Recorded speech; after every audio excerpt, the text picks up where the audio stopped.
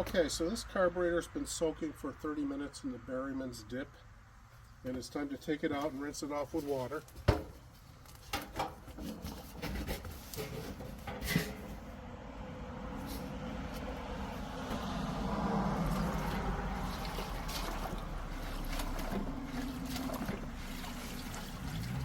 And we're going to let it hang on this 5-gallon pail here for a few minutes. Drain most of the solvent off it. We have to flip these parts around because you can see that the wells have filled up with solvent.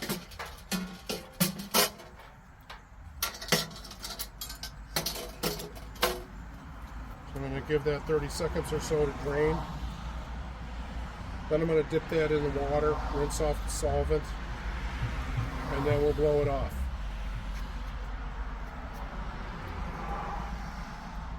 Now what I've got in there now is the base of the carburetor and the carburetor body. And the two idle screws, idle adjustment screws, as well as the secondary jets and their holder. Looks like it's just about done dripping.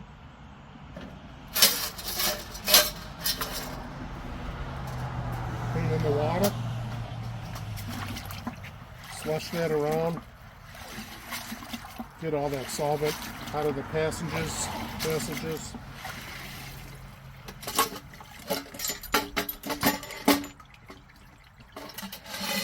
Put these around again.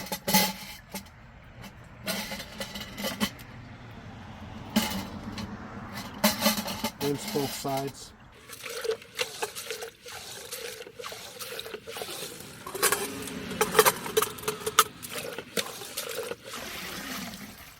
We'll let that drain for a minute.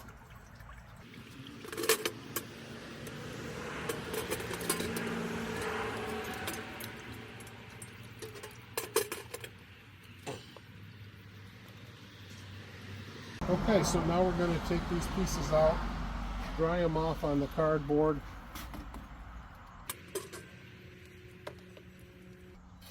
We'll do those by hand. We put a lid on this solvent. I'm going to dry it off from a distance at first.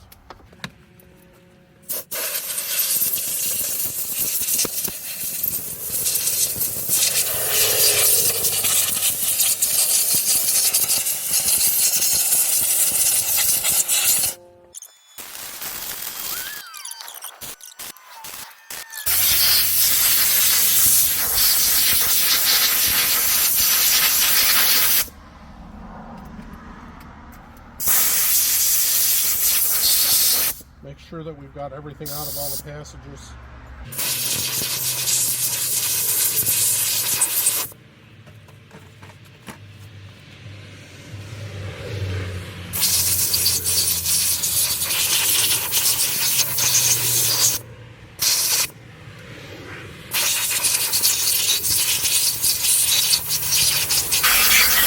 And that's that part for now. We still have the third piece to do, the air horn, and we'll do that next. So now we're going to do the top of the carburetor, since it wouldn't fit with the rest of the parts.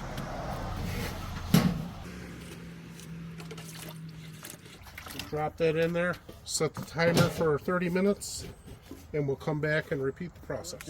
On a 1970 Mercury Cyclone 429 CobraJet. QuadraJets were known primarily for being used in General Motors 4-barrel engines, but for the 429 CobraJet in 1970, Mercury and Ford decided to use the CobraJet engine with a QuadraJet carburetor instead of the 4300, 4350 series carburetor. CobraJet, the 4300, 4350 carburetor is a spreadboard design where the primary venturis are smaller than the secondaries, but in a QuadraJet, the difference is a bit more extreme. Now, one thing the CobraJet engine is known for is massive torque. And with the smaller venturis on the primary side, that helps the engine get that torque going. And these come in when it starts to rev up and build up RPM. The other thing that they're known for is there are some fuel circuits for the primary and secondary jets that in older QuadraJets would leak with these fuel channel plugs that the factory put in. Now, I have recently heard from Will that he read that this happened more in the 64, 65 time frame, and the manufacturer said from 66 and later they solved that problem, but people still use epoxy to seal these off so the gasoline doesn't end up leaking where it's not supposed to. So I think we ought to be taking the higher road of caution. He's already put epoxy on the primary well circuit plug, and now we're going to do the secondary plug caps with a very thin coat of epoxy. You get this epoxy built up too high and the carburetor will not assemble together properly. It'll have problems. These primary channels for the jets, a very small amount of epoxy was put up on top of the wall channel caps. The channel caps are much like you're staked in. I am not really confident that the manufacturer solved this as well as they claim they did. I've seen a few too many that were leaking. I ended up having to steal epoxy back in the old days, back in the 70s. So I'll have Will whip up a batch of epoxy and we'll put just a little bit on here. It doesn't take much. And we're using JB Weld, I believe.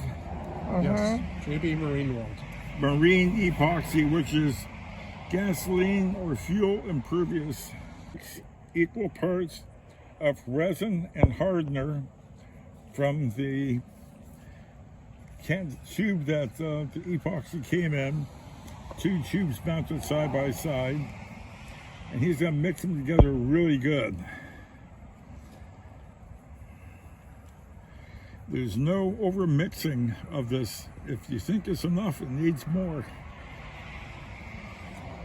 We don't want too much resin because it takes too long to cure. We don't want too much hardener because it becomes brittle. But once it's a nice uniform color all the way through, then we can go ahead and just put it very lightly on these well caps. Get close with that if we could. Yeah. Okay.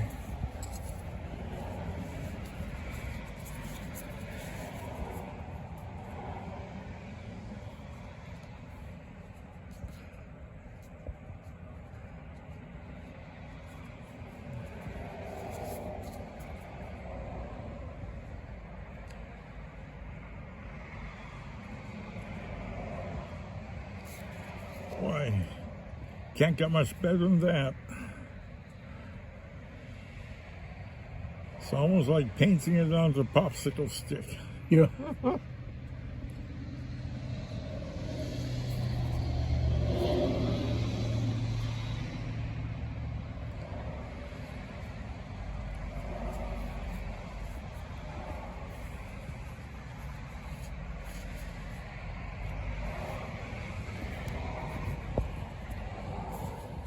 A little bit here. Now, some of these epoxies, when they cure, they have a slight odor. There's nothing toxic about it.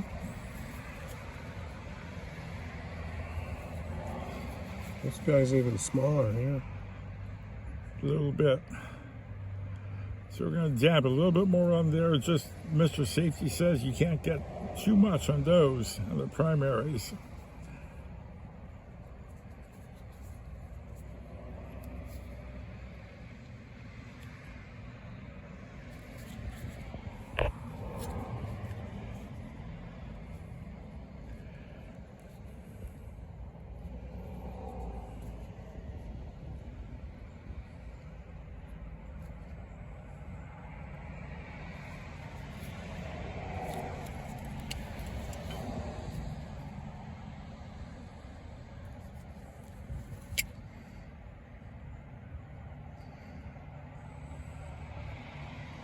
Yeah, we're doing good. Okay. The problem with these is that if these staking caps leak, they are connected to the fuel bowl on the other side of this metal here, and they go down into the throttle plate, right into the intake manifold. So if there's any fuel leaking, engine vacuum will suck the fuel straight in through here, and you have a very rich running carburetor. You won't be able to adjust lean enough at idle, and you'll be wasting a lot of fuel and even end up carbon fouling spark plugs, causing misfires and bad performance. Does this have how long it takes to cure? 5 minutes. 5 minutes, okay. So we're going to cut Well, this. sets in 5 minutes, cures in 1 hour. Okay. We'll be back in a couple of minutes.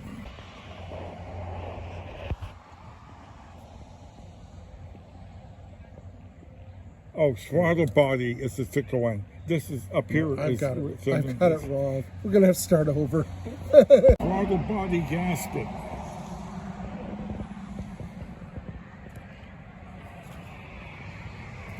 Now, technically, it can be flipped 180 degrees and it'll be wrong. The thing to index on is this little cutout here is different than this one over here. You don't use silicone or anything on that? No, It just sits? it just sits there all by itself. Then next we put the bottom on, the base plate. Put this on. Yep. It sure goes this way.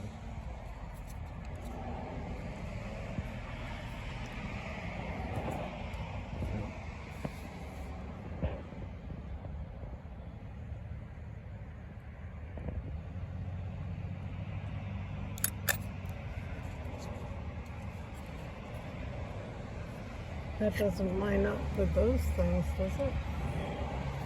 It will when I flip it over. Oh, is there a hole on the other side? It looks like that's going to be fine. Because this goes, oh wait a minute.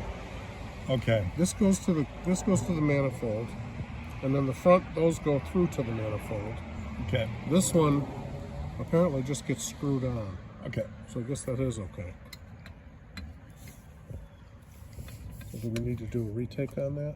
Nice one, Bill. I can submerge it. Okay. So now we got to figure out which screws we got to use. This was a little bit of an issue coming in. All these screws are different. And on the base, this one was a 990. Oh, all three of these were 990 long. And that was find the right bag for that. Amazing bags for each type of bolt. Yeah, because a lot of them were different, especially when we get to the top screws. Old float. That guy. Secondary. Overhaul.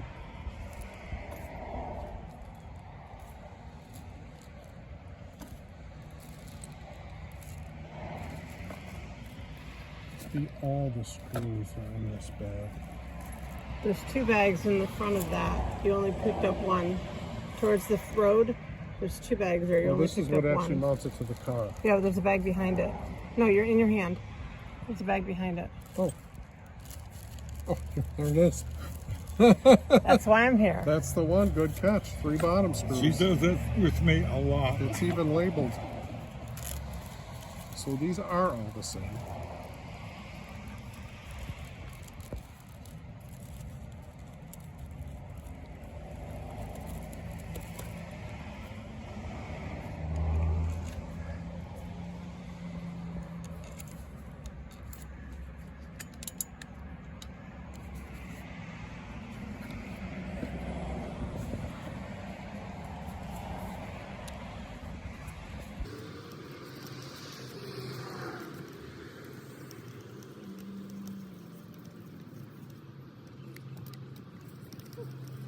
And notice he's not tightening them all down at the same time. He's going to get them in there snug, and then once he's feeling comfortable that it's where it's supposed to be, he'll snug it down for final tighten.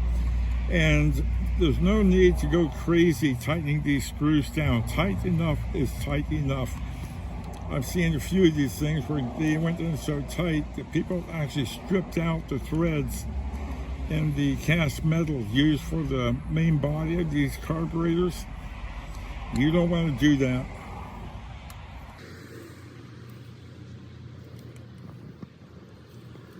Got a little compression on that gasket. Yep, there. a little bit.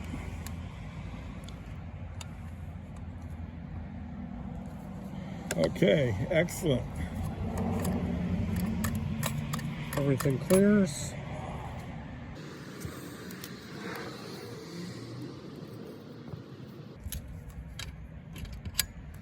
Now it should fit on the pins. That really is a nice carburetor stand. I've always taken the punch and the vise and had the vise hanging into one of the ears. But this is really nice. Yeah, no chance of breaking the ear off. Yeah. That way.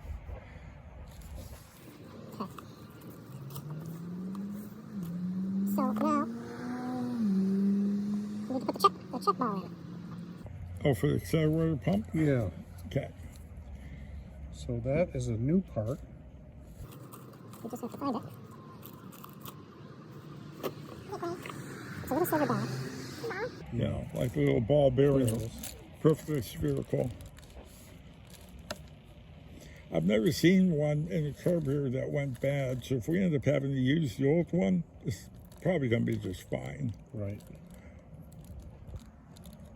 It does not look like they give you a new screw for it, so we'll be reusing the old screw anyway.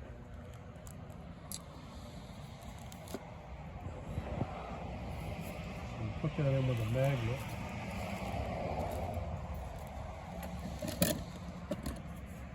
Clean magnet.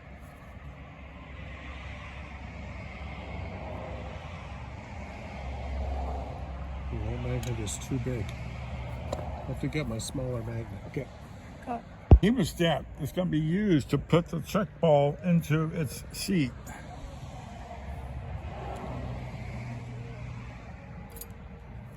And it dropped right in there. And down it goes. So they said to make sure it's seated with a 3/32 punch.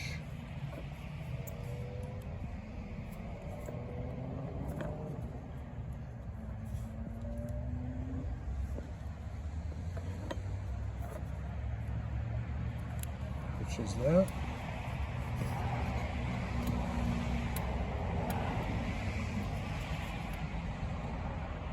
Seems like it is. Good.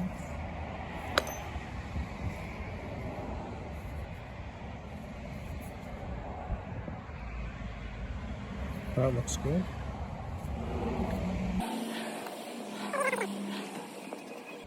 That's definitely an old school kit.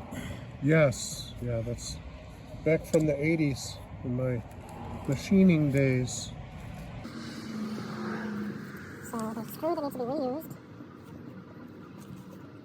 We've got to find that. Clear horn.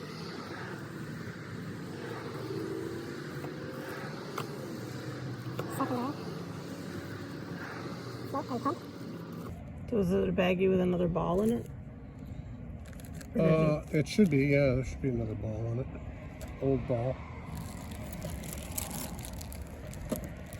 There it is. And I numbered the bags too, so that I could find them. Yeah. So that's what the screw looks like. Okay.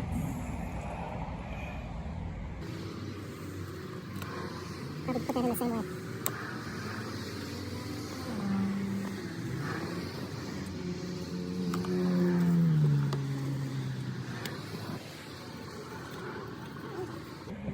Well, it sounds good to me.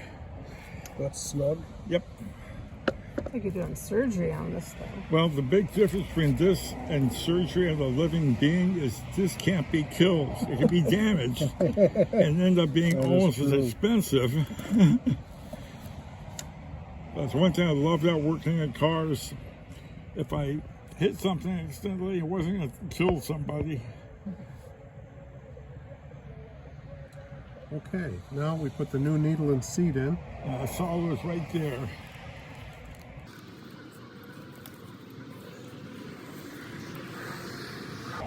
Now this needle and seat has a little clip on it. Very small clip. Like this. Now that's the power piston. This is the needle and seat. Yep, okay. So Yep. there's a very small clip in this bag that you put on not right away, but later. It's almost invisible. You can't lose it. Do you have a little tray, Will?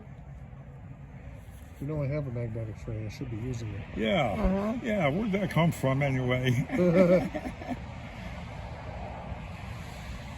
Okay, so we put the gasket on the seat. Install the seat. Magnet's not going to work here.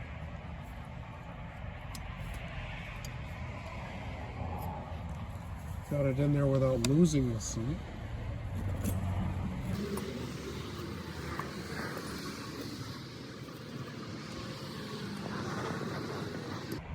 Make sure I don't cross thread that. Yep, I always go reverse and then I go forward once I catch a thread.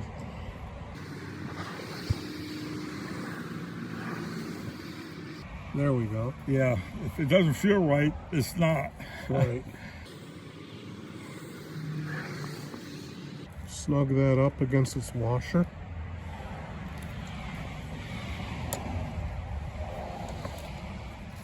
Now, I'm going to put this little clip in this Little zipper. hanger.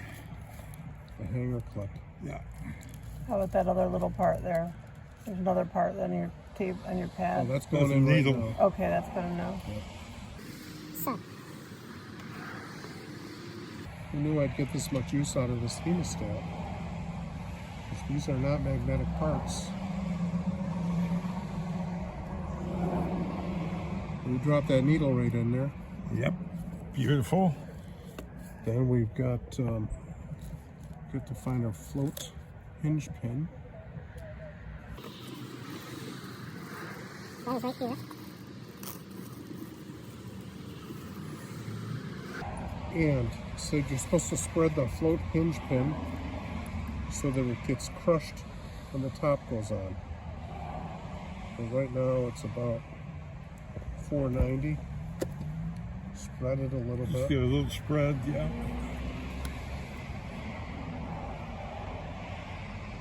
$570. That will keep it in place. We'll drop this float in for adjustment.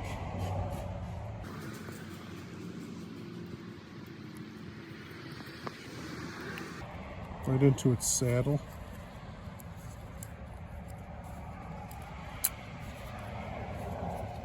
Now, when you press down, we're looking for 9/32.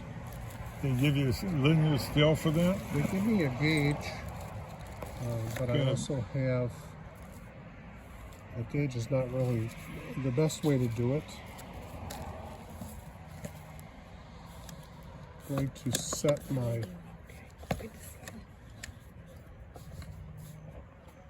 going to set it with a depth gauge. So let me go get that from the garage, which is 281 thousandths. Okay.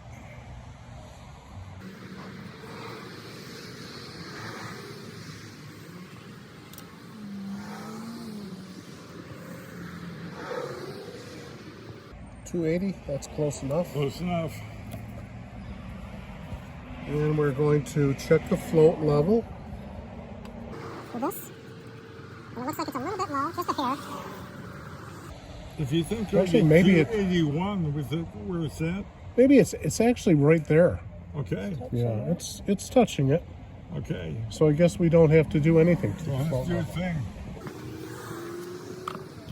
Now, the tricky part is trying to get that little spring on there. that little baggie that you had that you put Yes. back in? There was 2 baggies in one. Right, where did I put that? No. Somewhere safe where you wouldn't lose it. Exactly. Probably why I'm losing it. It's a baggie within a baggie. It should be right front and center, right? When you think? We got into another baggie. So, here it is.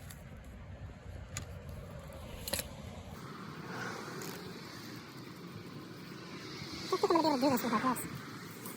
Well, you're beyond the epoxy part, so Yes. you're good.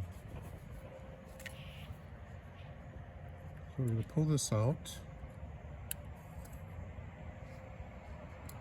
We've got to pull the needle out.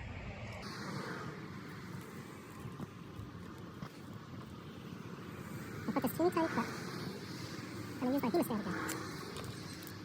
So don't drop it. Yeah, look how little that is. Wow, holy moly. So that needs to go around the needle the other way, smaller way.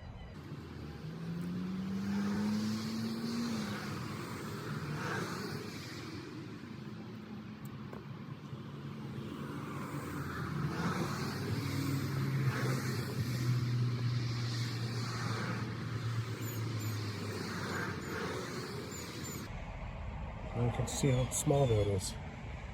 Oh, oops, it just bent back. Is it on there? Yeah, it's clipped on. It looks good to me. Now that is supposed to just go on the hang. tang of the float. And drop it back in there. Let me get in there. Oh my goodness.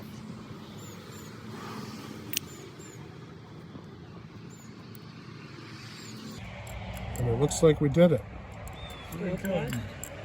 Yep, it's on there. Okay.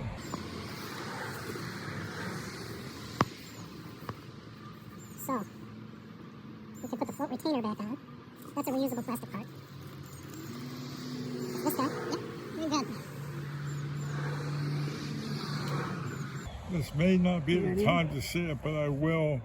These QuadraJets are not the standard size QuadraJets you see on 350 cubic inch GM engines. It's a larger CFM rating.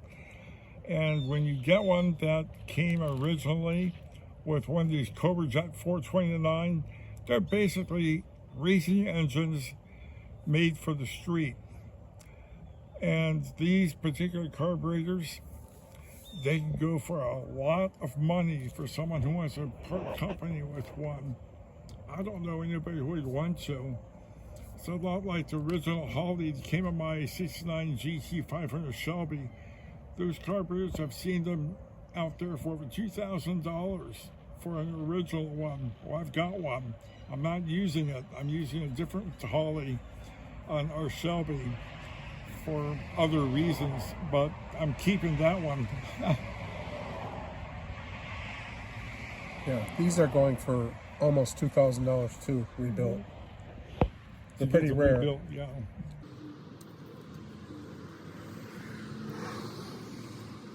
So, next is the power piston. So the power piston opens and raises and lowers the primary jets. And we have to replace the seal on top of it.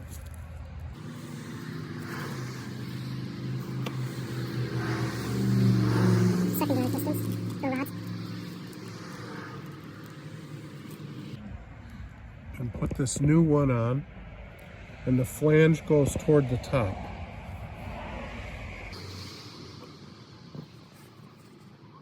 Of the power piston seal.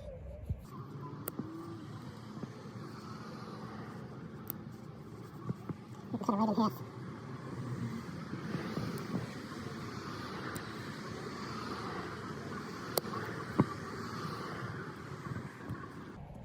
There we go. How do you get that on it? It's got a split in it, so we should be able to just force it right on there.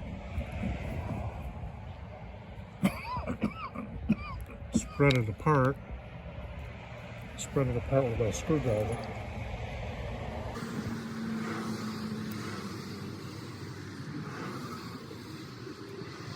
Is there top and bottom to that? Yes. Okay, so that's the right way? Yeah. Okay, we're gonna look for that part. And we got it. What memories this brings back. Okay. Awesome. So now we have to put the new primary rods on the power piston. These are the old rods. And here are the new rods.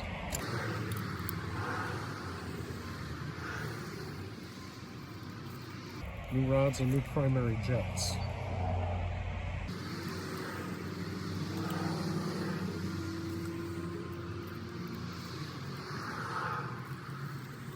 So mix these up.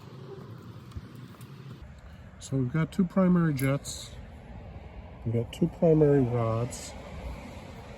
They go on the power piston like this.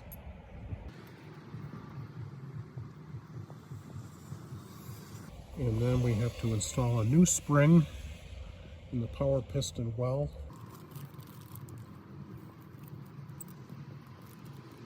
It comes with two springs. Comes with a blue one and an orange one. And I think it said stock engines use the blue one. Blue one is for stock engines. Okay. That's what we've got. That goes in here.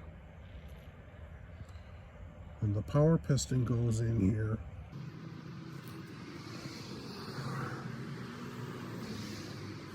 Got to install the primary jets first before we box all this in. You were just making sure it fit right, that's all. Yeah, it would test fit. So, new jets. Again, we'll use the hemostat to get it in there. What would you do without those, man? You Yeah. read my mind. They're the star of the day, aren't they? Star tool of the day. It's a 72 jet.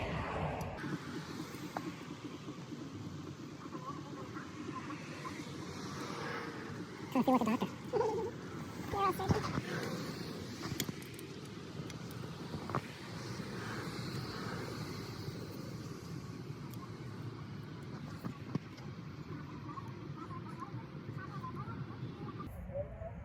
Same thing here. We're going to rotate them backward till we feel a Yep. thread. Yep. And then try to start That's them. always a good practice.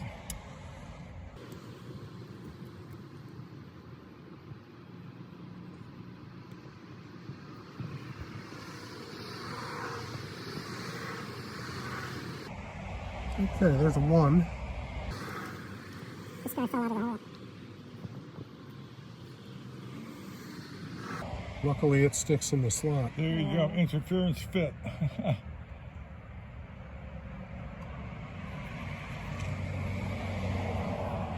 Heard the click. Yeah, you couldn't have planned that any better.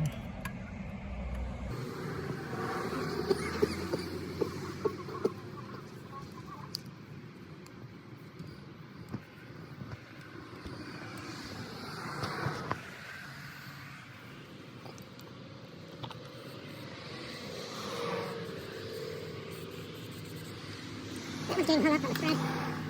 That WD-40 is empty.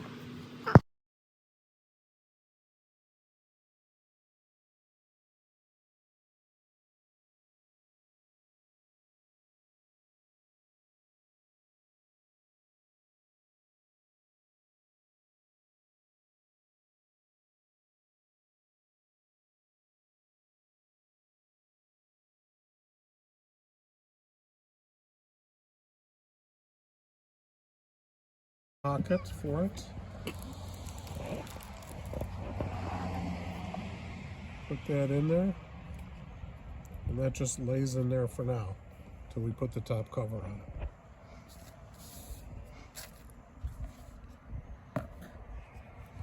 And now we're ready for the top cover. Are you sure? Me? Yeah. I don't know. That's what my notes say. Okay. Yes. Okay. Yep, we've got the power piston that works. We've got the float set. We've got this in here. We've got the jets in here. So we should be ready for the air horn gasket. So this guy goes this way. Yeah. And now because of the power piston, this gasket has a little breakout section here Okay. that you're supposed to push down to get under the power piston when you install it.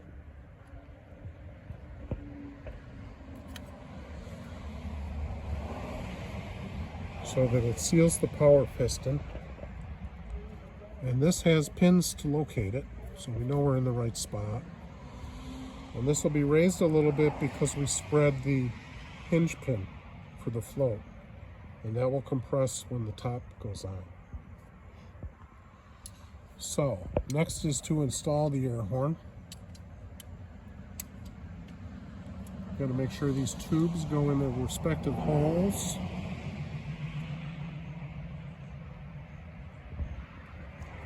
Accelerated pump goes through its hole. And there we are.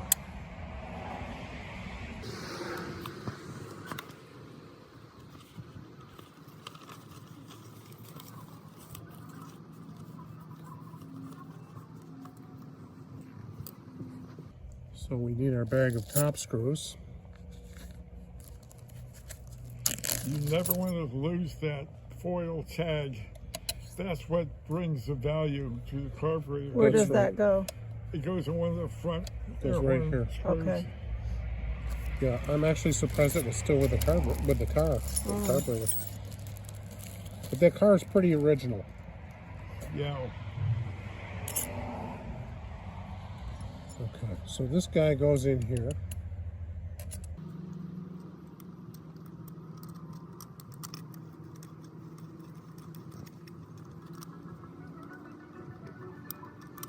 Even though it doesn't want to.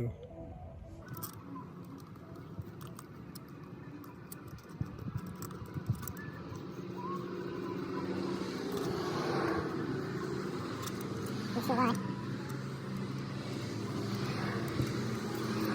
Let's take it off and find out.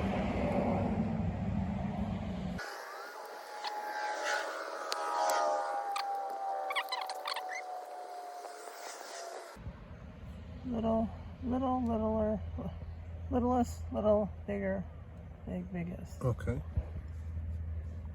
This one is actually an oddball. Oh yeah, it is. It's a little bit smaller than the rest. And that one is 115.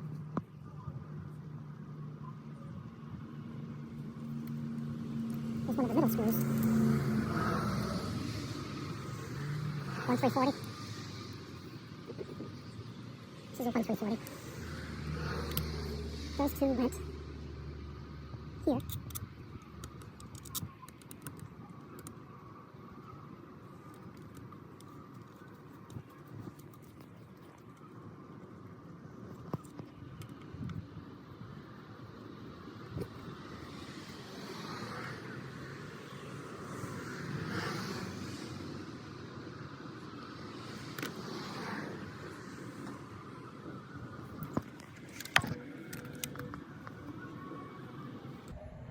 the long ones. 2 inches 9/60 go here. And these actually screw into the throttle plate.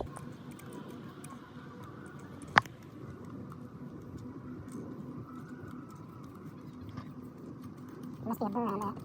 Or let the screw drop.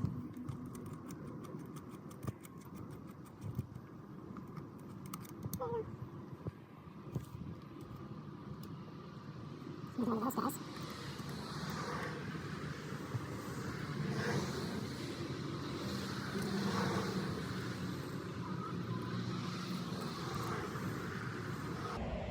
Okay, this one is the front tag.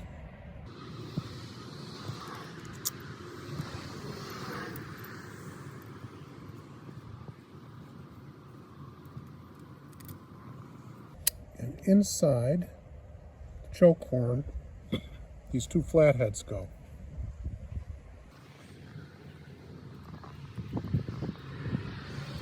Last thing I want to do is drop those in the carburetor. So I'm going to use my hemostat Yeah. to try to get those in the hole.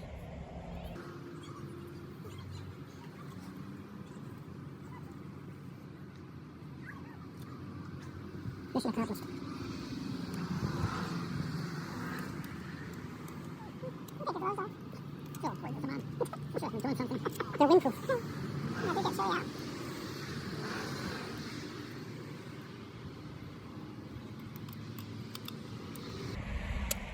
So we snug all these down.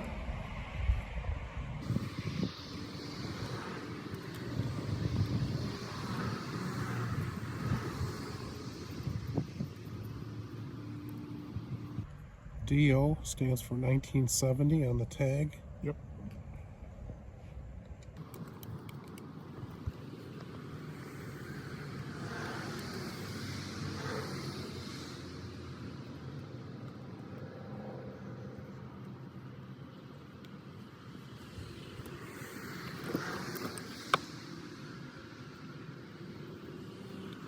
Okay, now we'll just go around and tighten these on.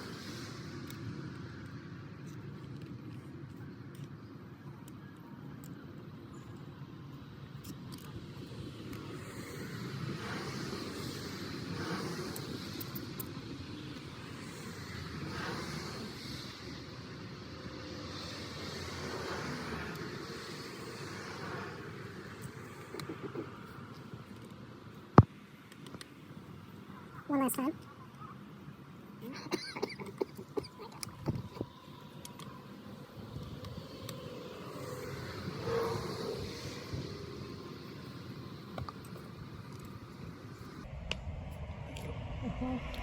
Yeah, I'm starting to catch a chill out here.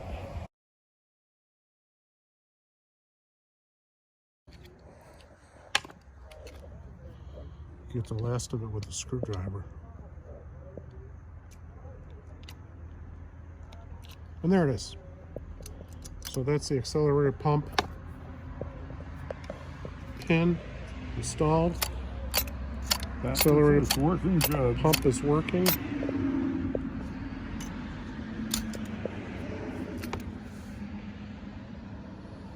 Now, we install the secondary rods.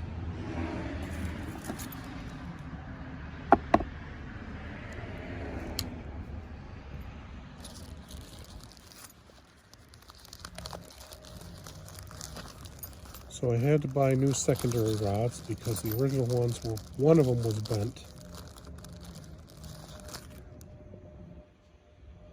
You can see. Mm-hmm. Yeah. Yeah. Mm-hmm.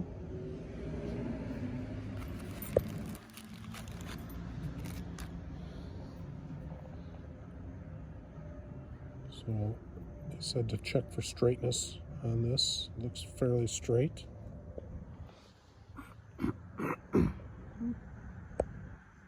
Seems straight. Mm-hmm.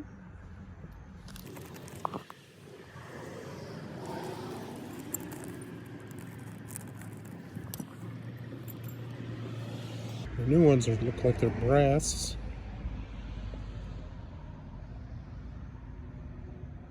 Same length.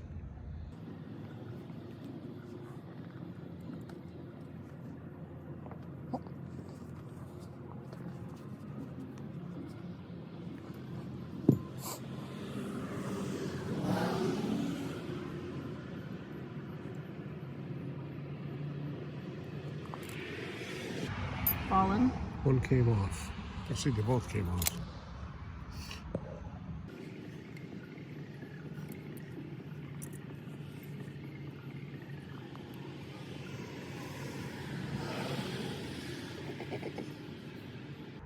Try that again.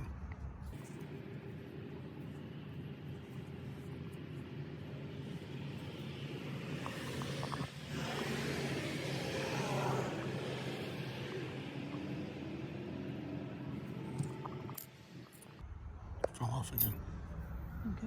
I'm not going to film this. So we just drop the secondary rods into their jets, and we need to install the tiny little screw that goes on the secondary rod bracket.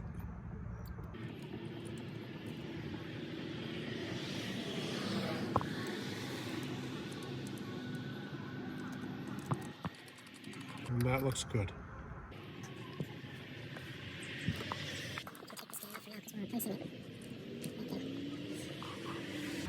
So the choke rod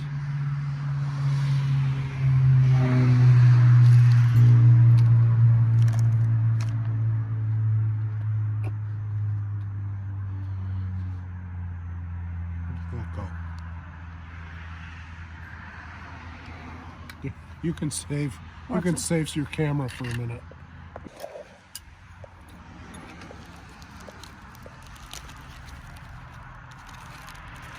So this is our choke rod linkage. Another little pin. Another small clip and a pin.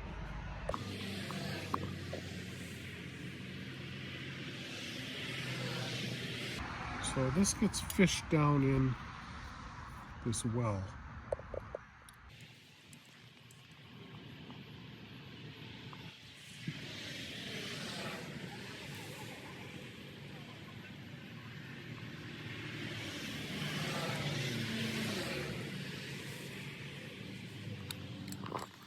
I guess you can cut it again. It must not be right. Goes on. This piece goes above that.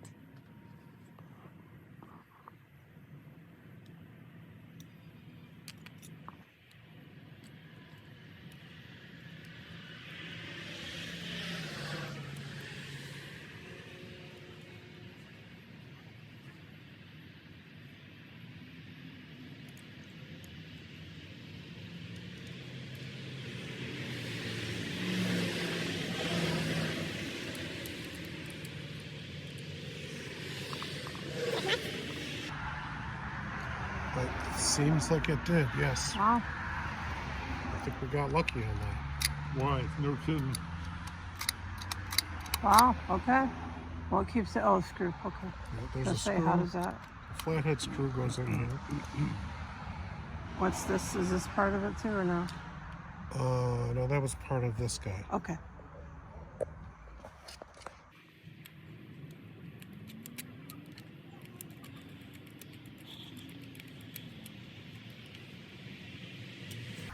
Okay, let's double check and make sure that works properly. So when the choke is set, it should be on the fast idle can.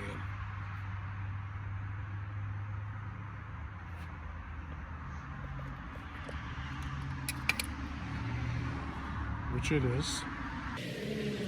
When the choke releases, comes off the fast idle can.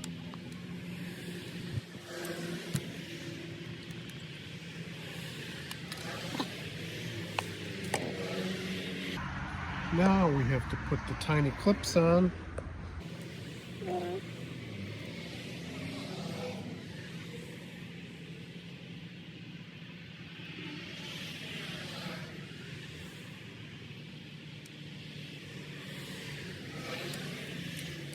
There's one.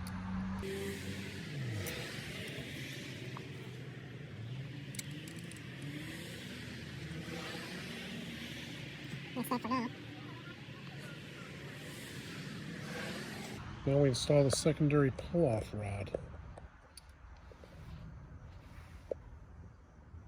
which we have a new one.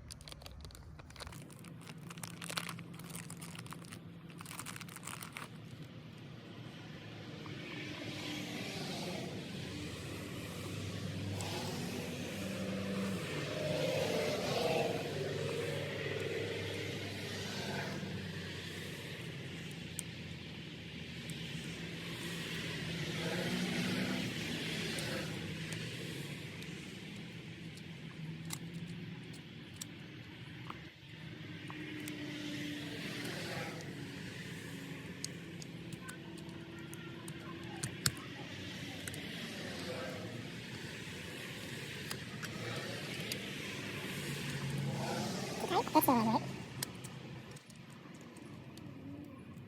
Just have to go this way. Might have to go back to the video again. It's got so many bends in it. Mm. I'm gonna have The to way you check, had it, it wasn't moving. check the video. Yeah.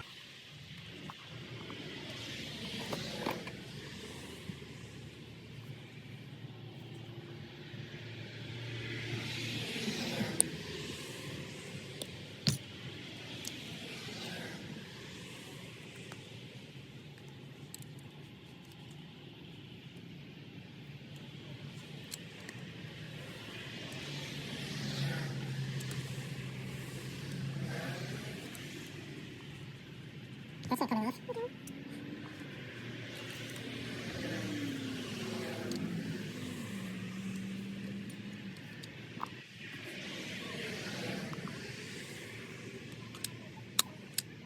So, check that this opens all the way.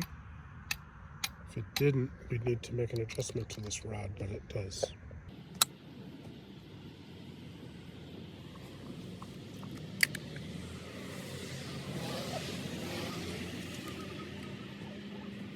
It's supposed to open slightly. So, the last thing we have to do is install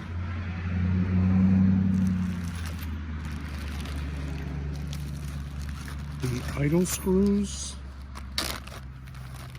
and the fuel inlet filter combination in the dash pod.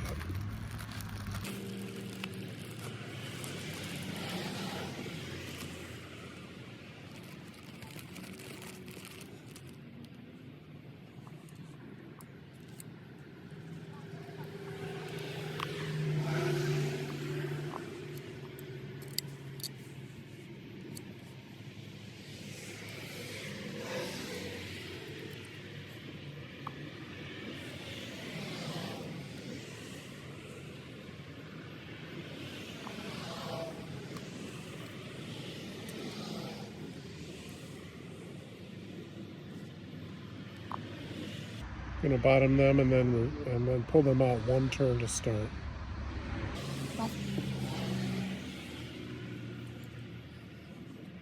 Install the fuel filter.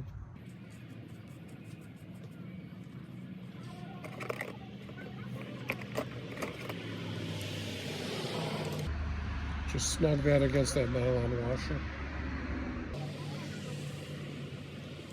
And that's it.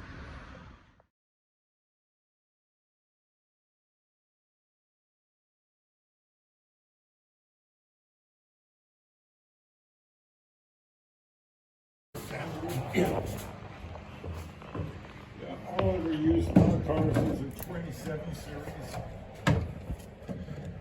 Yeah, they came with all the 429 cars. And there was a 24 that was in it.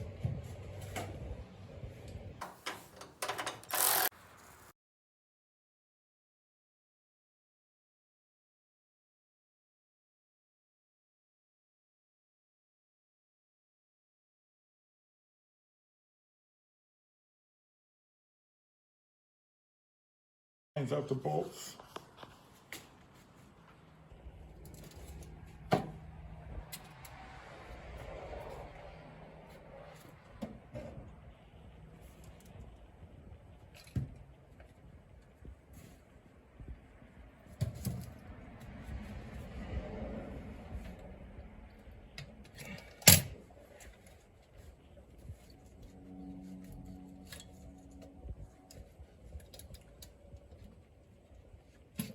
The opportunity to get that on first. Oh, do you have a clamp on the rubber fuel line? I do. Okay. Gasket slid forward too far. I can't see where it is. Slid way back too far.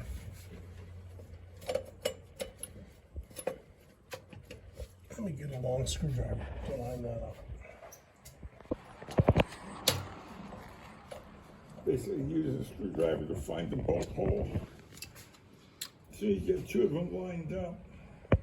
You get one lined up, you can get the other one lined up. Once you get lined up, the other two will fall in place. Got one.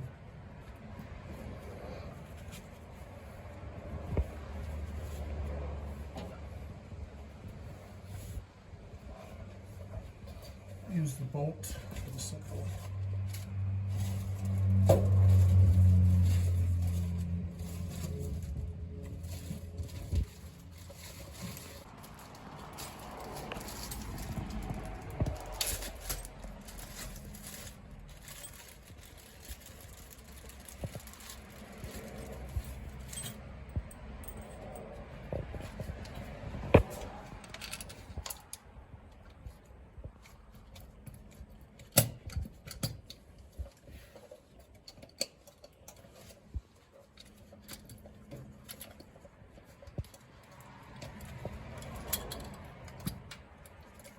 That's why it's hanging up in the gasket. No, the gasket's not lined up with Yeah, it. it's not the right spot.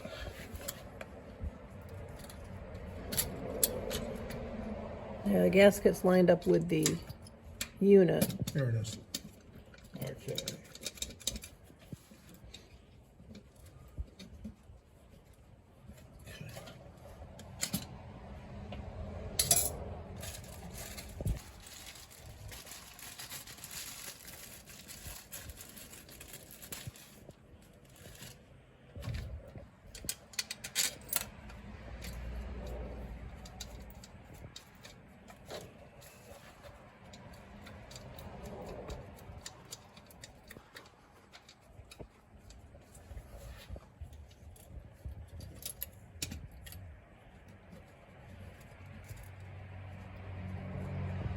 We are started.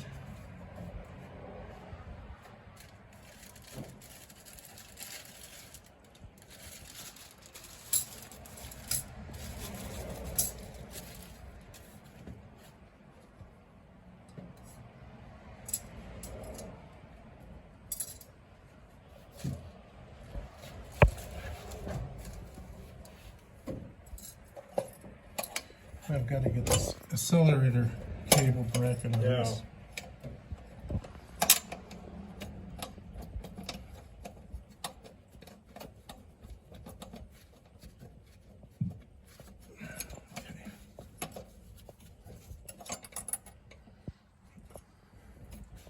Now I have to come over on your side. Yep.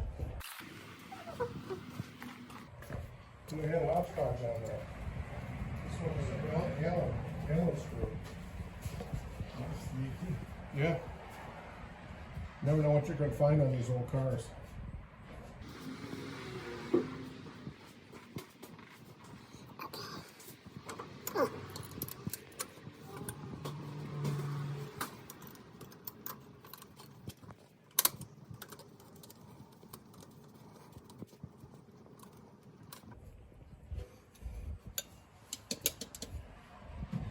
Okay.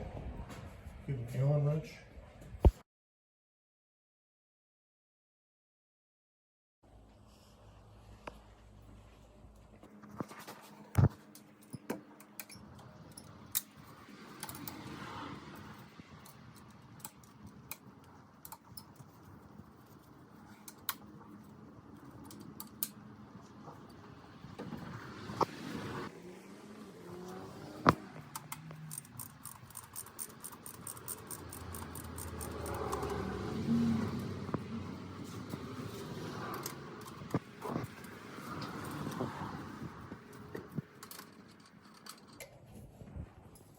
Of course, that's a different size.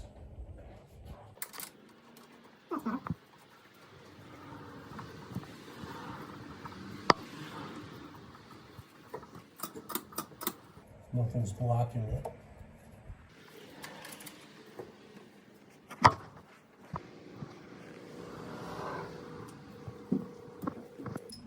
There is a torque specification for the bolts holding down the carburetor. I can't remember what they are offhand, but I always just make them nicely snug, not so tight that it's going to cause a problem, but not so loose that it's going to be vibrating around, getting loose. Same thing as I've done before. Tight enough is tight enough. Yes, and there's no more. When you start to feel resistance, just snug it in. Yep. You don't need to break anything.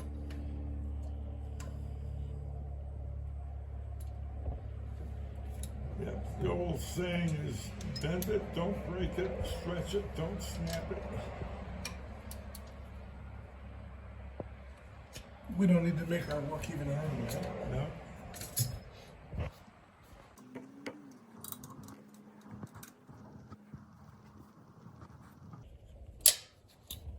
Everything is snug. So, I'm going to check the hookup.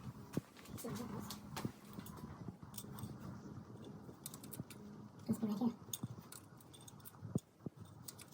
That's where one of your little retaining clips. I'm going to check and see if it's got a groove in it. It does. But it'll be tough to get that in there. You wouldn't be able to see the slot.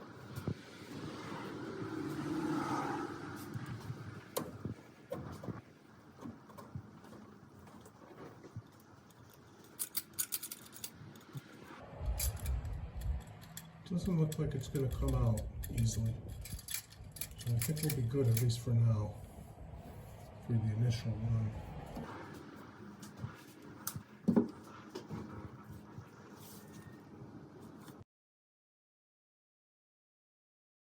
Just vacuum on.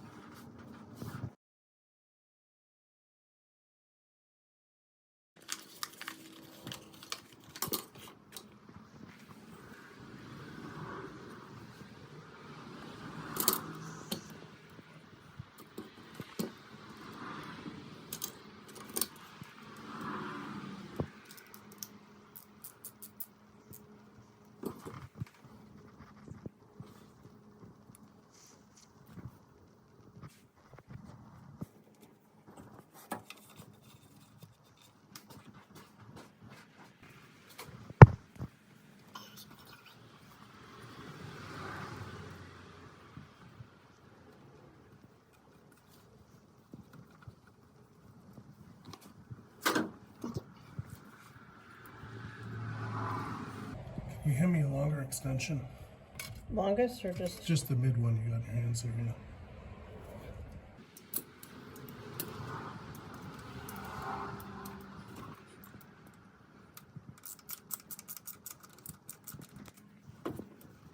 Pretty snug. Oh yeah, that looks good. There's a vacuum port there. That must be for the distributor. Hose.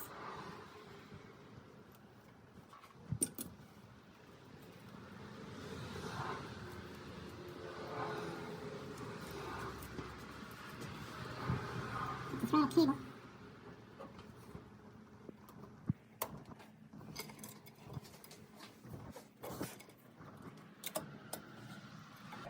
This type of snaps onto a little ball. Yes. Okay. Yeah, what would be a good idea when the carburetor is dry like that is to have that detached for a moment, push the accelerator pedal to the floor, and make sure that when you go full throttle on the carburetor, that the cable is going back far enough. A lot of times I see them sitting forward about a quarter of an inch, half an inch, so you never really get full throttle. Oh, we can try that. Yeah. No screwdriver can pop it off. I don't hear any vroom vroom noises. I didn't turn it on yet.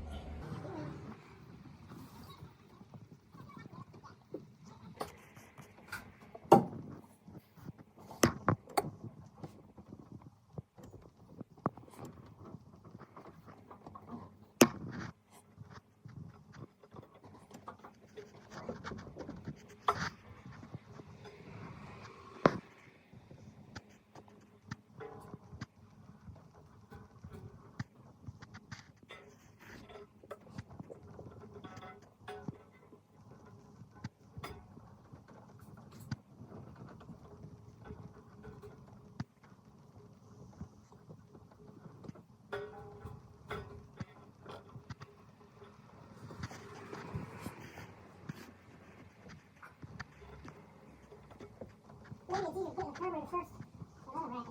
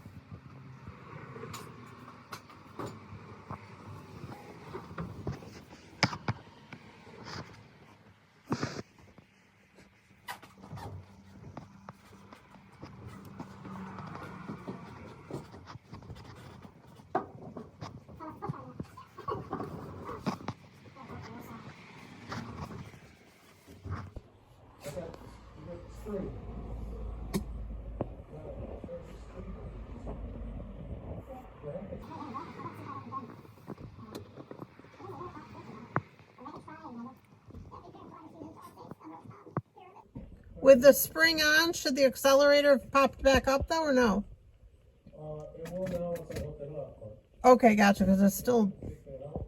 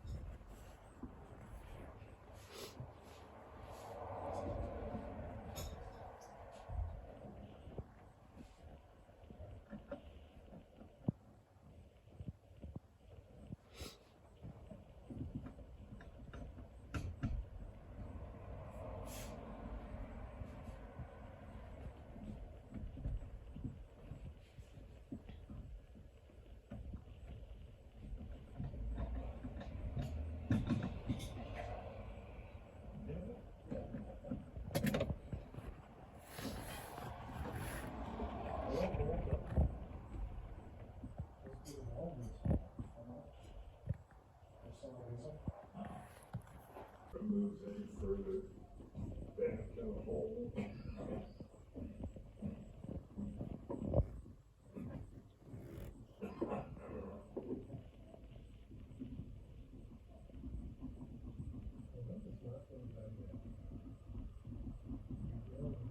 Oh, you went down toward the wheel.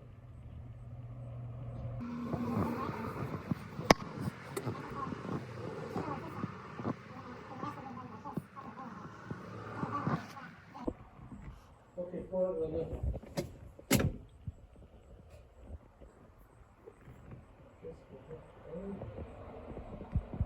Oh, no, wait a minute, we're fine. Okay, The cable is past the dump line, okay, not in front of it. So we're good. okay. Okay, you're gonna go. Okay, it still doesn't pop back up. Go now. There we go, okay. Try now. That's a popping now, right? Yepper. Okay. Okay. Always good to check those.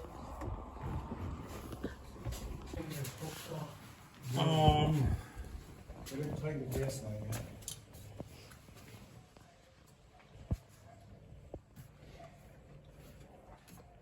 On your PVC valve, there's a plastic angle piece. I can't tell if that top vacuum fitting is blocked off or if it's open. this thing here? Yeah. Oh. I Because don't know. if it's open, we need to block that Like with a cap, you mean? with the cap. Yeah. Yeah. It might be a hose that leads from that to the air cleaner housing for the cold air vacuum motor. Well, it doesn't have the ram air cylinder on it. So, although that's PVC. Yeah, if it's not blocked off somewhere, that's a big source of vacuum leak. Yeah. I don't know if I have any caps. Let me go quick trip to the basement and see if Okay. I have caps. Firewall. Right. Take off one of those caps and just run a hose from there to there. It'll be fine. Yeah. And that goes to the power brake booster. Let me see if I got a cap. Okay. I think it'll do. It just barely fits on there.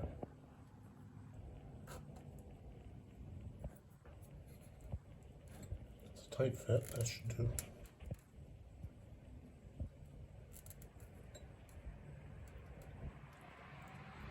Yep. It's not the right solid one for that, but because it was already used, it's a little stretched out.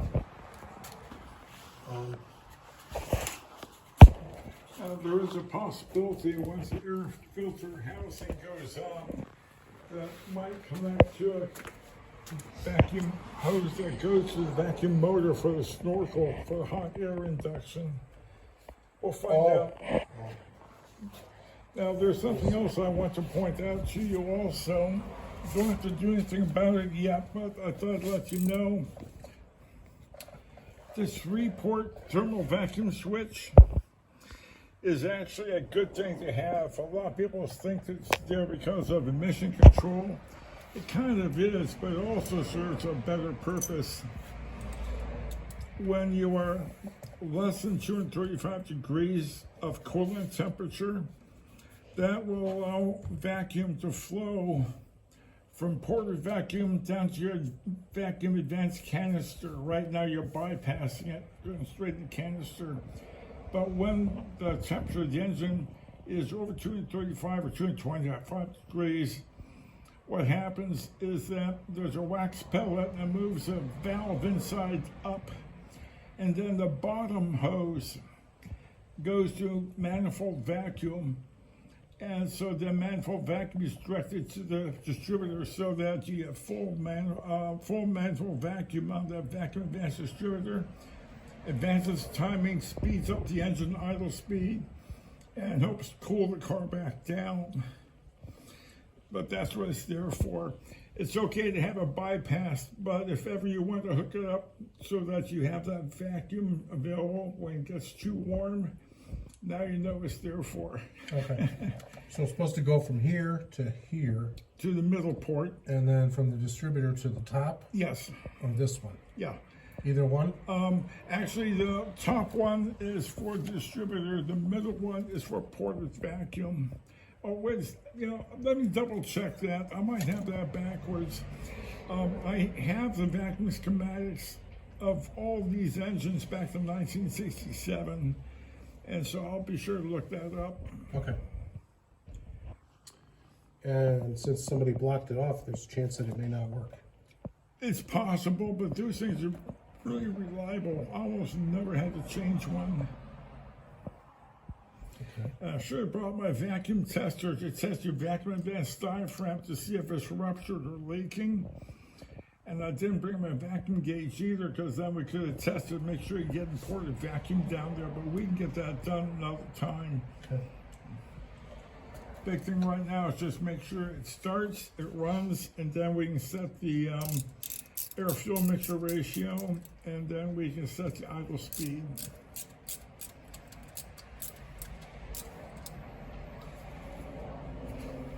Now, one thing always drove me crazy about these Fords is how they have the fuel filter rubber line right above the distributor.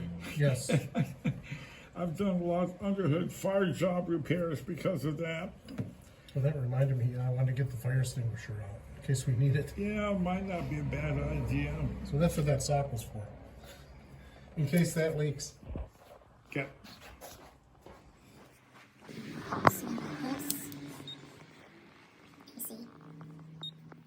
DC. Yes. But yeah, you're right, now it's time to do it.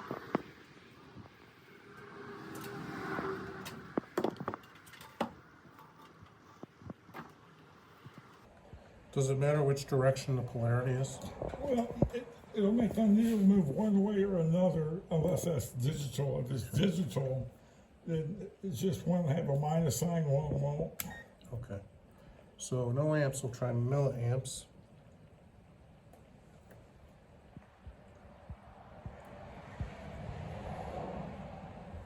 No milliamps. Okay, if you set back to the higher scale, well, Linda open the door and make the interior light come on, make sure you There was no interior light when I had the door open.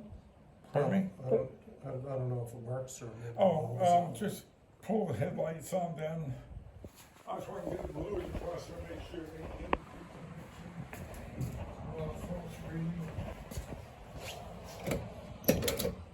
Okay, tell me when. Well, if I do that, then that current's gonna go through these leads. Yeah. Are these leads big enough for that? Oh, yeah.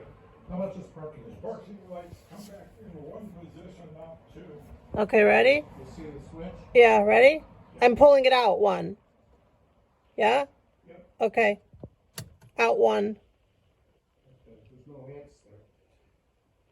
Well, Let me go to the other ones.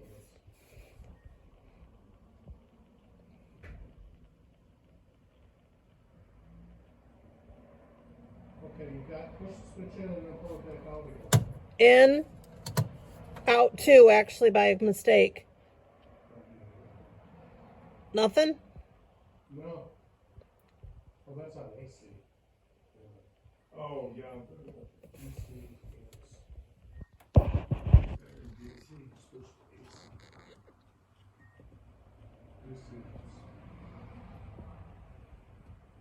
Okay, now let's pull the parking lights on. They're on. They are. Oh, wait a minute. Everything's off. Parking light on. They wouldn't be on unless I had. Oh, yeah, true. I don't have clip ends. You can hold it. You can hold these leads here.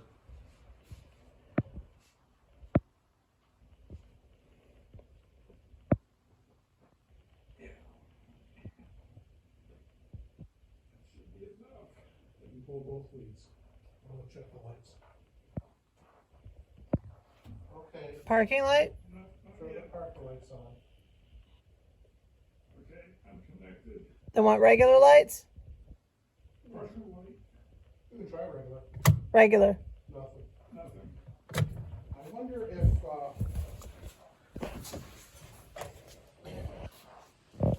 it can't do it. It should be able to, right? Where does this negative lead go? Is that up body ground? MSD box. Okay.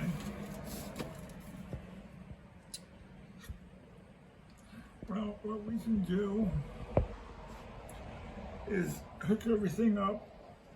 And do you have one of those inductive clamp ammeters like I've got? I don't have a clamp pen. What we can do Read it that way. is bring it over and use one of those things Okay. and check it when it's running. Because I want to check the output of the alternator anyway at some point, just because I'm curious how many amps it will put out. Okay. So, yeah, let's just go ahead and, You push the switch back in, right? yeah. Okay. Yeah, switches in, yes. Okay. All right. And you know, I have some extra amp clamps.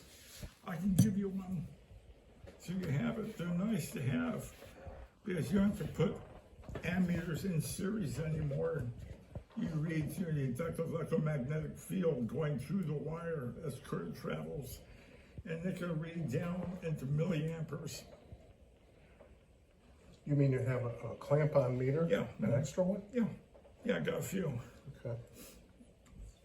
I gave one to be connected to the shell. And where that normally connects is underneath one of the mounting bolts for the voltage regulator.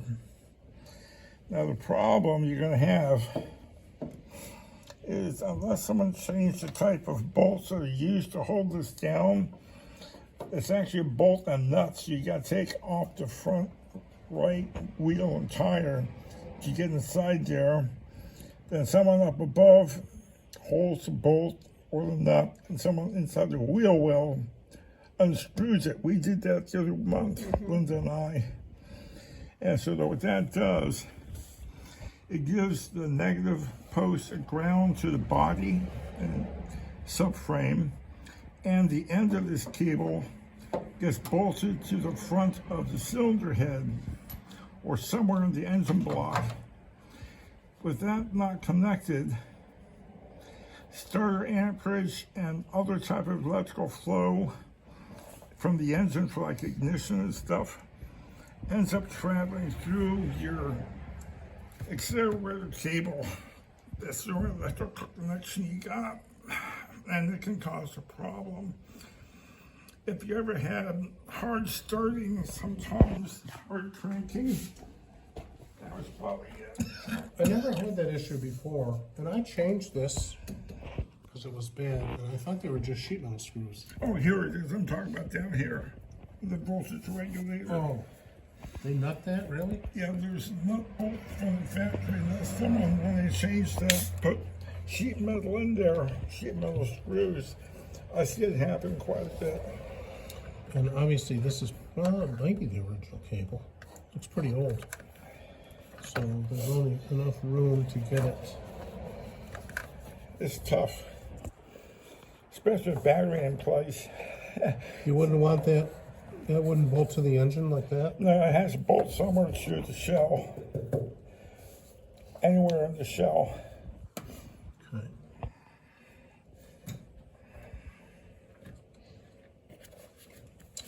Well, I would have to say that unless I missed it when I replaced stuff. It might be easier with the battery out to get to the bolts and stuff. It's always so much tougher on the batteries in place, especially a big battery. Yeah. Yeah, it wouldn't go on the, wouldn't fit on the top one. No, it goes on the bottom one typically. And it's really easy to miss that.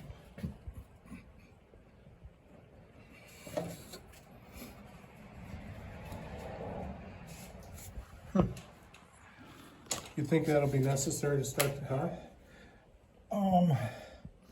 With 200 plus amperes going through the starter motor, yeah. Otherwise, the electricity will find another way to go, and it could cause a problem, either a slow or no crank, or whatever it does end up carrying the current could smoke. And the way I catch those is someone come in and say that their throttle cable isn't closing for the carburetor. It won't go back to idle. It's because the cable got so hot carrying the ground current that melted the nylon around the steel cable and held it in place. Now it is possible someone might have put a ground strap between the engine block and somewhere under subframe elsewhere. That's always possible, but it wouldn't be factory, but it would work. But I don't see that anywhere. I don't see anyone having done a ground cable, and usually they use a webbed cable flat when they do that with no insulation because it's carrying negative current. That's from the factory. It's more of a GM thing. Okay, well, should we do that? Should we try it?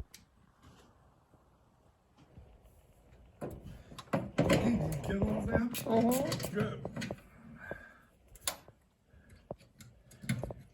Hopefully someone who watches and listens to the video on YouTube will pick up on that, save someone some grief.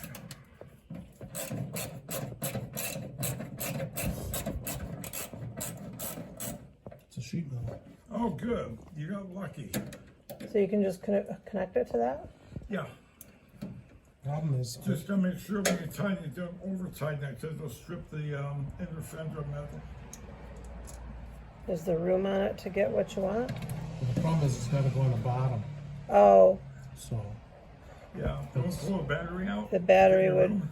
the cable that you move, that negative cable is right smack in the way, isn't it? Or is the bottom No. towards the back of the car? the screw for the bottom is near the MSD box. Oh, I gotcha. So let's see if I can get it without dropping it and losing it.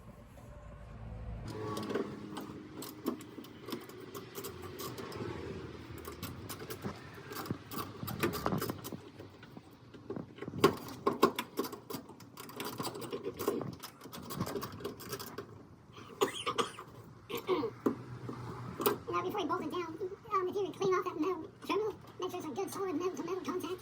Because if it's got a lot of grease and grime on there, that'll act as insulator. Oh, the battery cable's in the way. Of course it is.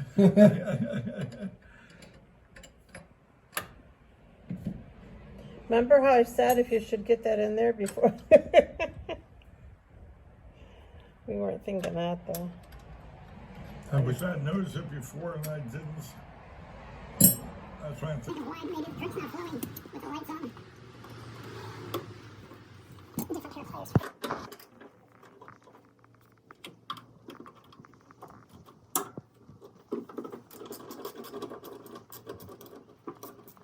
Now that, I think that's really strict.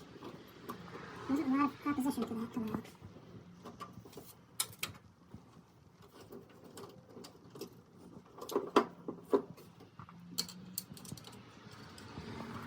Screws in the water too.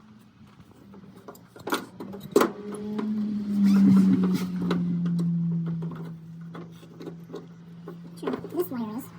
You know what this wire is? Should that have been connected? What color is it? I guess would be black. Okay, which wire? Oh, if I could see the, oh no, it's ground. And it's a serrated one like that, it's ground. So you should put that underneath the same bolt with the other rod. Double channel. And this probably for your MSD also. Well, it's in the factory harness. Oh, okay, then that would be general ground for the charging system then.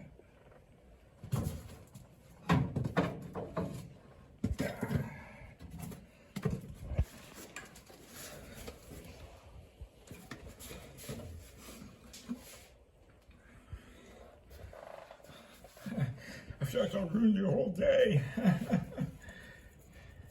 Well, it's good to catch stuff like this. Oh, you would not believe the number of people that miss that when there's electrical problems. They don't check all the grounds and they end up replacing a bunch of shit with the parts cannon and they never figure it out. Customer would go to 2-3 different places before someone figures it out. I used to get that an awful lot of dealership people come back from going through repair shops, even though they're dealerships. I'd find something like a real simple ground. Because they're just people. Well, unfortunately for dealerships and even a lot of repair shops, technicians aren't paid to diagnose, they're paid to replace. And a lot of folks don't have really good diagnostic skills. And so, well, the last time I had to do that, I had to replace the alternator. If the alternator goes bad, that means the radiator went bad also. If that's bad, then the battery is bad. Why did I replace it? Well, even a new battery can be bad. Let's put another regulator in. Who put it in? I did. You probably didn't get a good quality one. You know, they always find a way to explain it away. I would get these repair orders. Battery goes dead, car gets towed in the hook.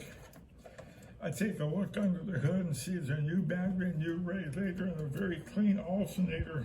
I knew. Somebody's been using the parts cannon. Yep. So I knew what not to look at other than a cursory look to make sure it's not a bad new part. But I'd find all kinds of stuff. Broken wires, backgrounds were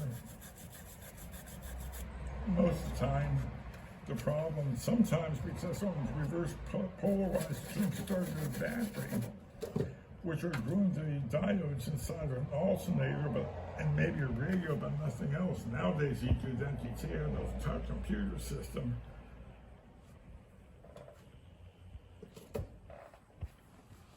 Everything works great when it's brand new. Yeah. Brand new and connected correctly. You would not believe the number of times I'd find bad electrical assembly from the manufacturer in a brand new car, especially Lincoln's. The more sophisticated and fancy electrical system, the higher propensity for a problem from the factory.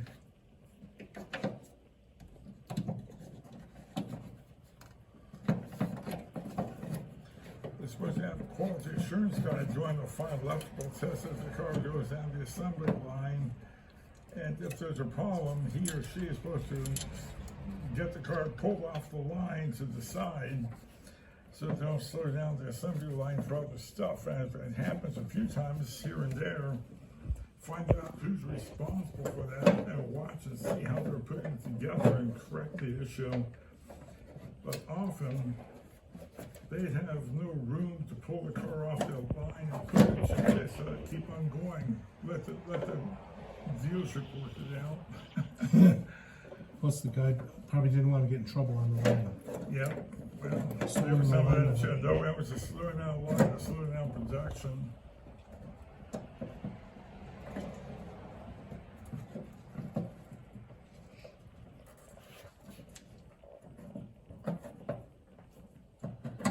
That's going to be close to impossible. Yeah, can you put those connectors on top of that? I don't think the cable's long enough. No, it wouldn't be. Because they produce AC current, they use diodes to pulsating DC. Meantime, it makes the radio interferes with the stations, especially, like I said, AM radio, and if you're under a tunnel, it picks that up and it's pretty loud. But that's what that's there for. So that one can go on the top, you It said? can go to the top roll. That won't be a problem. Yeah, that one was on the top. So you still got two to connect to the bottom? I got three things actually. Ugh. I got the regulator itself. Oh, okay. I got the ground wire we're trying to hook up. And Yeah. then there's another that ground wire that was in the wire bundle.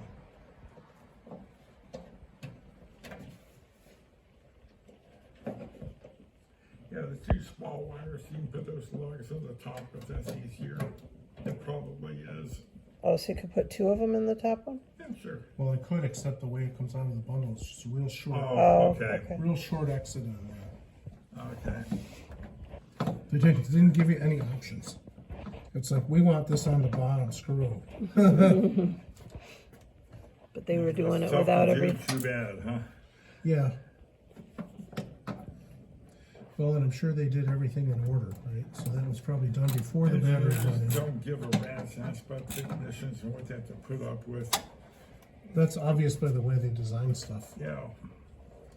I mean, someone is supposed to make sure things are serviceable, but they don't do it to help the technician. They do it so if there's a warranty repair, it doesn't cost them much labor.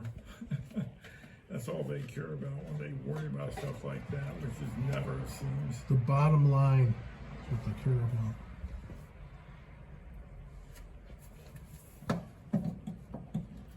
Okay. So now I can get this cable. There you go.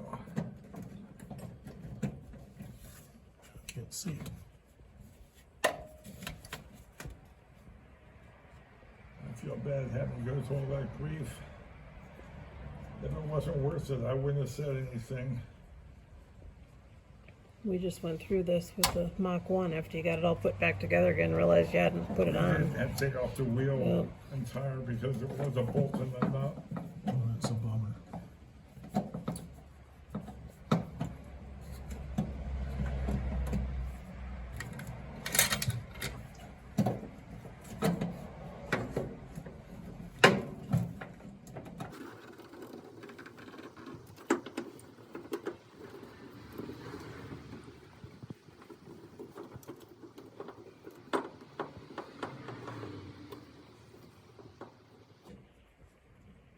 Now you're trying to put those all on the top? You're trying to get them in I'm trying to between? get them all on the bottom. And can't see. Like 6 hands. There's no room. I was going to say, if they can go on the top, can you put the screw through each of the 2 things and then meet the screw up with that hole? Can they go on the top? They can't. They No, won't they reach. won't reach. Not allowed to, all right. Yeah.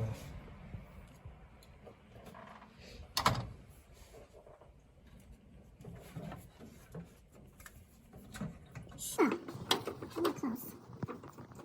You know what might be good? Headlight. So why the light?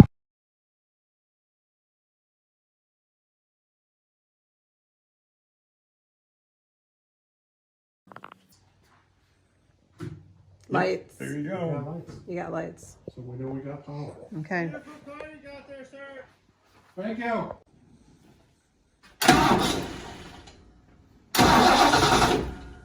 Sounds strong.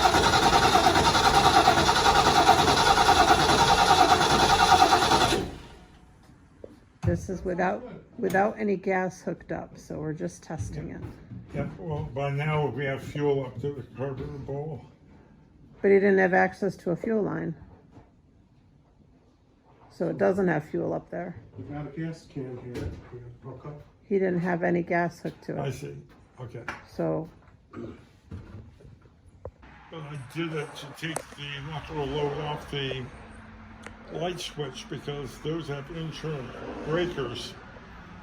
And over time they get weak, and so your lights will go off and on as you're driving at nighttime. And we don't drive at night, but I didn't want to have them that way.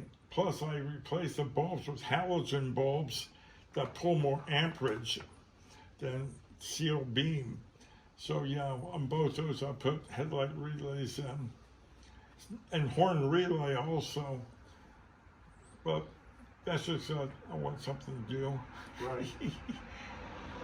So I'm going to try to crank it now with my foot off the clutch pedal. Okay. Just to make sure that it's not, car's not going to go anywhere if it does start. and you got gas coming now? I got gas hooked up. Okay. So it shouldn't start right away. Nope.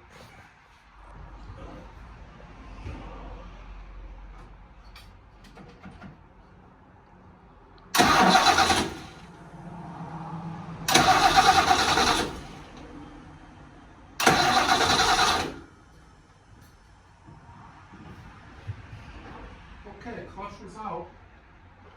So it shouldn't run back out into the road or crash through my garage. Okay. We don't want that. No. We can crank it until we get Fuel. fuel. So we can do that right here.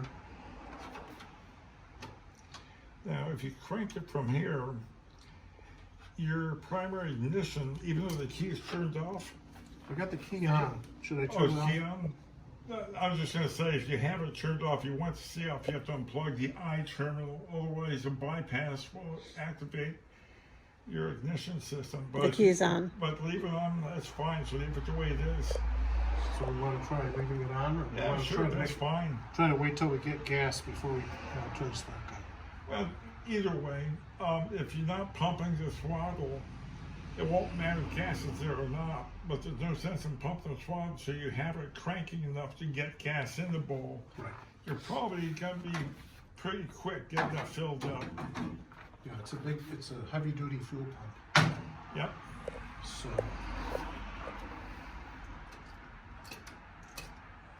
I wish I could see in here. Let me get a mirror. I can see if it's squirting gas. Squirting from accelerator pump nozzle. Yeah. Yeah.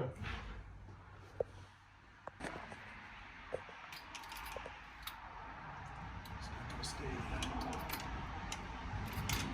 Hold it. And pump. So we can put it over here.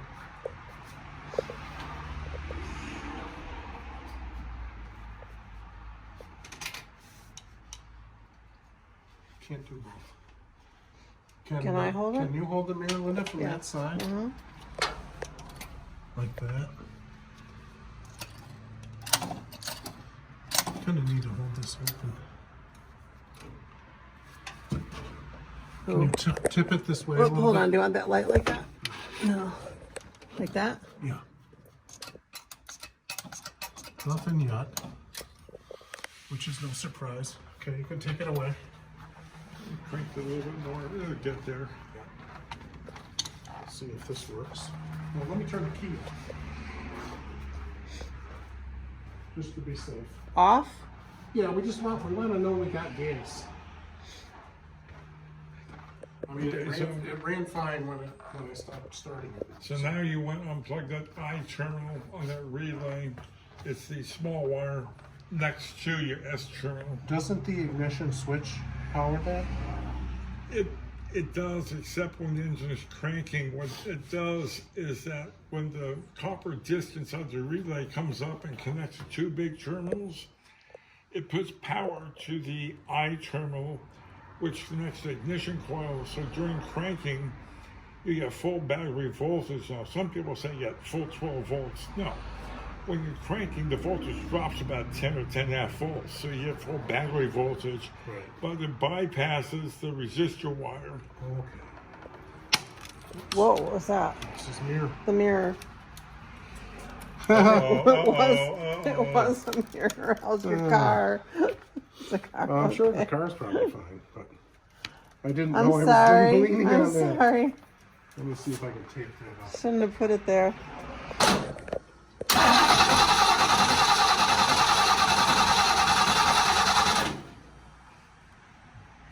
Okay, Linda, you can hold the mirror again. You trust me with this? No. But I can't reach it myself, so. Okay. You gotta tip it so we can see in there. I can't see. Tell me if you can. There's nothing yet.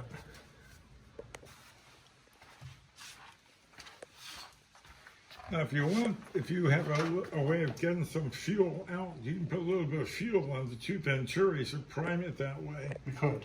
Yeah, We want to make sure the carburetor is working. okay.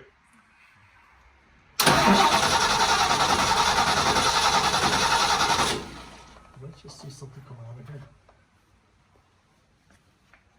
It did. So is that good or is it leaking? It's leaking.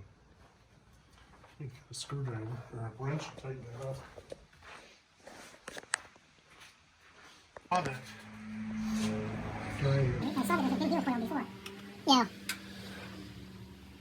So we're just gonna go sneak it up on it. So hopefully it goes in there. You can see that rag is wet there. Mm-hmm. We'll flip it over so it's dry. I'm gonna have to stop sticking that. So I have more gaskets to try on that too.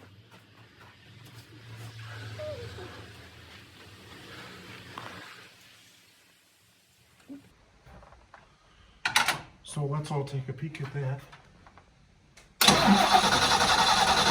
Still leaking, isn't it? I'm not seeing it. I You're didn't see seeing anything, saw nothing drip.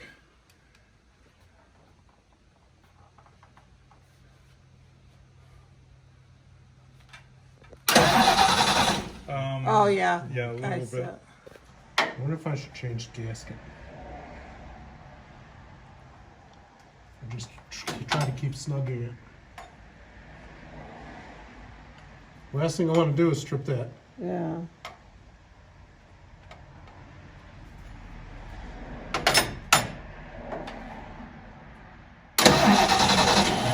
Yep. It's leaking. Yep. I think we better change that gasket. Okay. Okay, should you? In here you have the stub. Yeah, that's what I'm trying to get. Okay.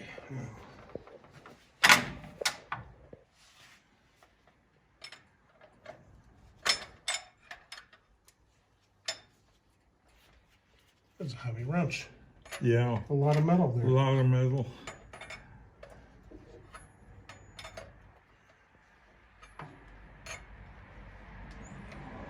Should probably get a little crescent wrench.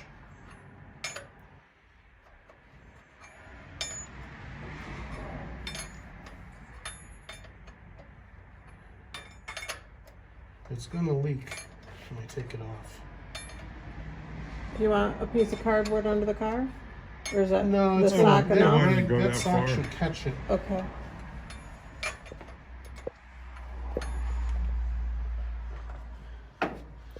And my bad shoulder's tired. Had a torn rotator cuff in that shoulder. Oh. How long ago was that? Well, they're both torn, and I had the right one fixed, and it doesn't look like anything's wrong with it, but we'll see what other options we got.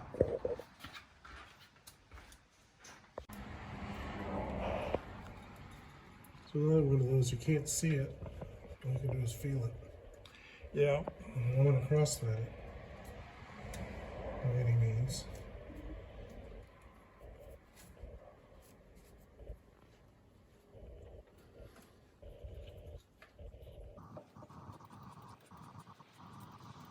That was a hell of a lot easier to put on in the car, on the back of the truck.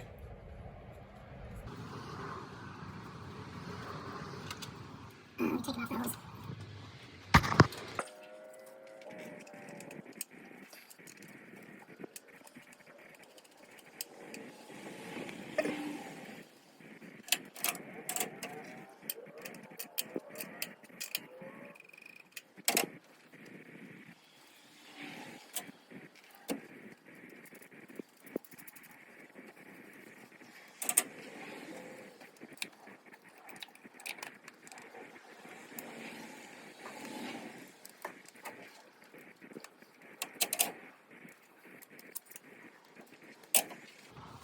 Okay, try it again. Now we see.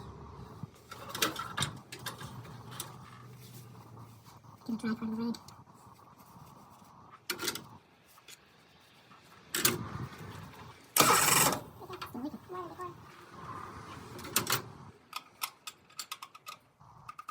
It's pretty tight too.